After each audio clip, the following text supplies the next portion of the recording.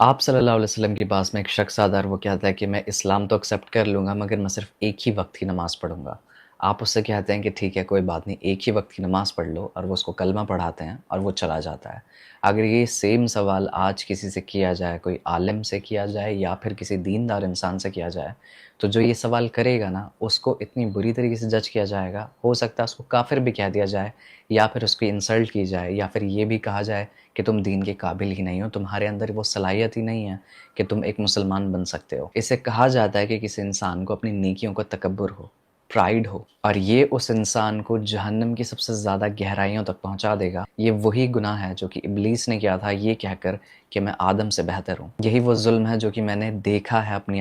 ہوتے ہوئے لوگوں پر، کہ جب کوئی سسٹر ہے اور وہ جاب پر جا رہی ہے، یا کوئی لڑکی ہے اس نے حجاب نہیں پہن رکھا، کوئی بھائی ہے اس نے پچھلے اپنے وقت میں کوئی گناہ کر دیا جو کہ لوگوں نے دیکھ لیا اس کو کرتے ہوئے، تو وہ ان ایک عادتوں کو لے کر سامنے والے کو کمپلیٹلی ریجیکٹ کر دیں گے کہ تم دین کے لائق ہی نہیں ہو، تم ایک مسلمان نہیں بن سکتی یا نہیں بن سکتے۔ اور جب بھی آپ یہ کہتے ہو نا تو بہت زیادہ چانسز رہتے ہیں کہ سامنے والا دین سے ہٹ جائے۔ اگر وہ دین سے ہٹے گا اس کا گناہ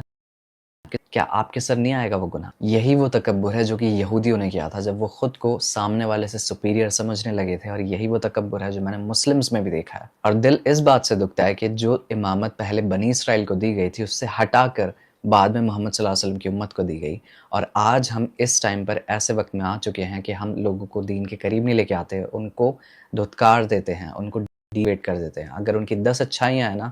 تو ایک گناہ ان کے سامنے لا کے رکھ دیتے ہیں اور ان کے منہ پہ دے کے مارتے ہیں، یہ کیا کر کہ تم دین کے قابل نہیں ہو۔ تو آگے سے آپ خیال رکھنا، کسی بھی آپ مسلمان بھائی کو کوئی غلطی کرتے ہوئے دیکھو تو رادر دین اس کو سب کے سامنے ذلیل کرنے کے، اس کو پرسنلی جا کے اس کو نصیحت دو، اس کو سمجھاؤ محبت سے، وہ سمجھے گا آپ کی بات۔ اور اگر آپ اس کے گناہوں کو ظاہر کر دو تو یہ اللہ بہت ناپسند کرتا ہے۔